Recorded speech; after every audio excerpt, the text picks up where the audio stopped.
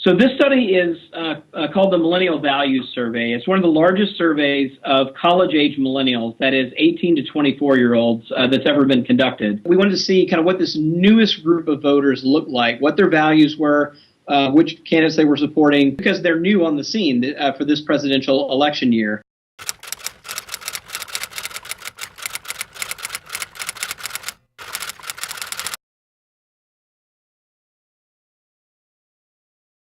One of the surprising things that we found in this survey was how this group is voting. President Obama won 18 to 24-year-olds by nearly a 2-to-1 margin over McCain in 2008.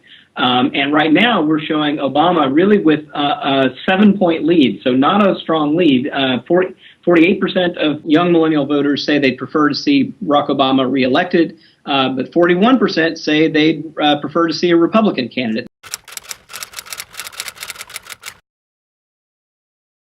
When we look at vote by religious affiliation, we see really some similar patterns that we see in the general population. So on the one hand, for example, we see white evangelical Protestant millennials very strongly supporting a Republican candidate over Barack Obama. On the other end of the spectrum, we see African-American Protestant voters very strongly supporting Barack Obama. White mainline Protestant millennials are much more likely to be supporting Romney this time than they are in the general population.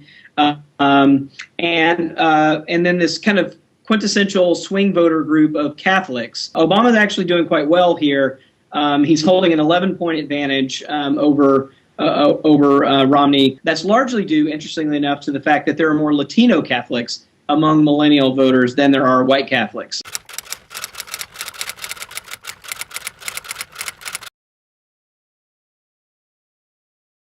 Even though they're fairly young, we actually see quite a bit of movement among this group from one religion to the other. The biggest one really is among the religiously unaffiliated. Only about 1 in 10 of this group was raised unaffiliated, but they've actually moved now to being 25% unaffiliated. So it's a gain of 14 points over a fairly short amount of time.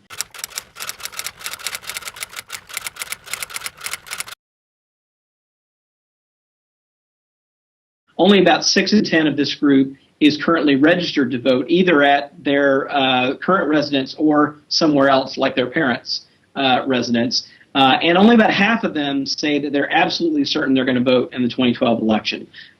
So it's a group that's really, I think, not strongly engaged.